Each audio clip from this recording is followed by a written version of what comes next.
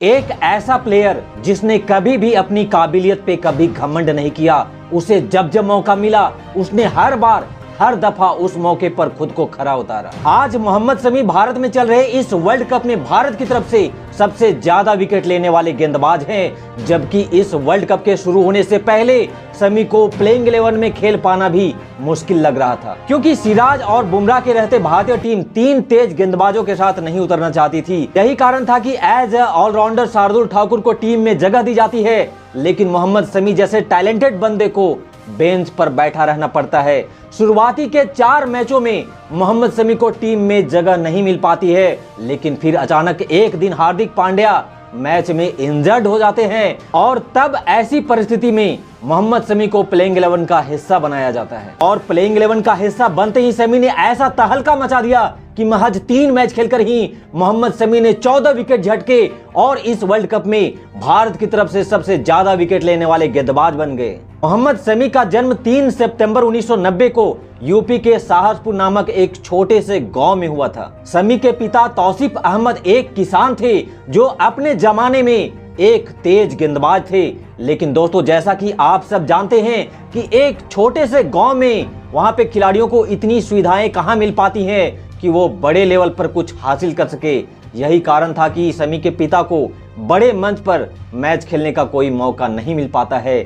लेकिन जब शमी के पिता तौसीफ अहमद ने शमी के बॉलिंग को देखा, तब उनको समझ में आ गया था कि हमारे बेटे में कुछ अलग टैलेंट है, और यही कारण था कि शमी के पिता ने शमी के टैलेंट को निखारने में कोई कसर नहीं छोड़ा। अपने घर से जहां पे शमी का गांव था, वहां से लगभग 22 किलोमीटर दूर शमी को वो रोज अपने साइकिल पर बिठा करके मुरादाबाद कोचिंग सेंटर ले जाया करते थे। और जब वहां के कोच ने शमी के बॉलिंग को देखा तो वो शमी के बॉलिंग से काफी इंप्रेस हुए और फिर वहां के कोच ने शमी पे जम करके उन पे मेहनत करना चालू कर दिया। लगभग 1 साल की कड़ी मेहनत के बाद शमी को यूपी के अंडर 19 ट्रायल के लिए भेजा जाता है और शमी ने वहां तो वैसे बेहतरीन गेंदबाजी की, लेकिन दोस्तों पॉलिटिक्स के कारण वहां पर शमी का सिलेक्शन अंडर 19 के टीम में नहीं हो पाता है। फिर भी शमी ने हिम्मत नहीं हारी और वो निरंतर अभ्यास करना जारी रखे। इस बीच यूपी में शमी ने बहुत सारे लोकल मैच खेले, जहां पे विकेट लेकर शमी ने हर तरफ खूब सुर्खियां बटोरी, लेकिन यूपी में कुछ खास हासिल ना होता देख शमी के कोच ने शमी को बंगाल भेजने का फैसला किया, जहां शमी ने बंगाल के कई क्लब के साथ जुड़कर अपने बॉलिंग से खूब सुर्खियां बटोरी। लेकिन शमी के लिए दुख की बात यह थी कि शमी को तो छोटा छोटा क्लब का मैच खेलने का मौका मिल रहा था, लेकिन उन्हें एक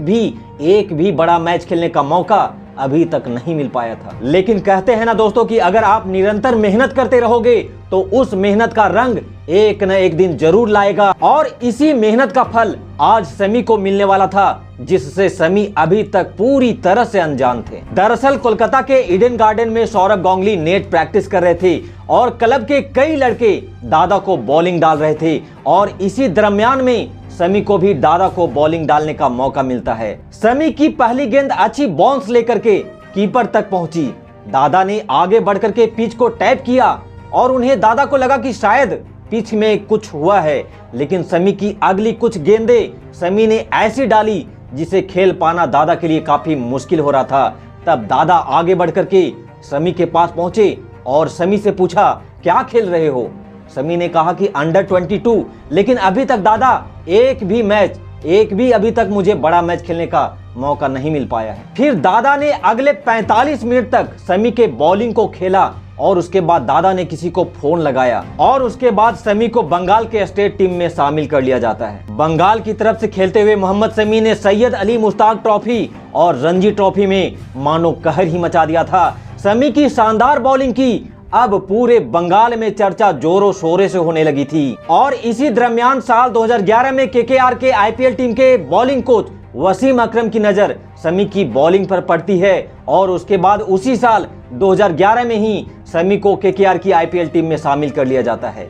लेकिन दोस्तों 2011 की आईपीएल टीम में शमी को तो खेलने का मौका नहीं मिल पाता है, लेकिन रणजी मैच और डोमेस्टिक मैचों में शमी के शानदार प्रदर्शन के बदौलत शमी को भारत की ए टीम में जगह दे दी जाती है, जहां पे वेस्टइंडीज के खिलाफ खेलते हुए शमी भारत की तरफ से सबसे हाईएस्ट विकेट टेकर भी बने थे। भारत ए टीम के कोच लालचंद राजपूत जी जो समी की बॉलिंग को देखकर मानो समी पे फिदा ही हो गए थे और तब उन्होंने भारत की मेन टीम के कोच और उनके सिलेक्टरों को समी के नाम का वहां पे प्रस्ताव रखा। अब भला हर तरफ सनसनी मचाने वाले मोहम्मद शमी को भारत की मेन टीम से दूर कैसे रखा जा सकता था। इसीलिए साल 2012 में शमी को पाकिस्तान के खिलाफ भारतीय टीम में शामिल कर लिया जाता है और 6 जनवरी 2013 को शमी ने अपना पहला इंटरनेशनल वनडे मैच में भी डेब्यू कर लिया। उस मैच में शमी ने 4 मेडन ओवर डाल करके सिर्फ 24 रन देकर के 2 विकेट लिए थे। उसके बाद तो भैया शमी ने कभी पीछे मुड़ करके देखा ही नहीं। हालांकि शमी के लाइफ में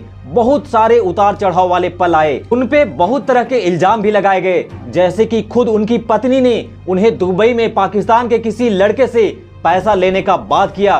पूरा बीसीसीआई और पूरा मीडिया उस समय शमी के पीछे पड़ चुका था। शमी की पत्नी ने तो कोई कसर नहीं छोड़ा था शमी की इज्जत का धज्जियां उड़ाने में। और इसी दौरान शमी का कार एक्सीडेंट भी होता है। लेकिन इन तमाम समस्याओं के बाद भी शमी ने उस फाइटर की तरह कमबैक किया जो रिंग में बहुत मार खाने के बाद भी वापस से उसी रिंग में लड़ने के लिए जाता है। तो भारतीय टीम के इस जाबाज शेर के नाम इस वीडियो को जरूर से जरूर लाइक करिएगा और दोस्तों जाने से पहले हमारे इस चैनल को सब्सक्राइब करते हुए जाइएगा। Thanks for watching this video. जय हिंद, वंदे मातरम।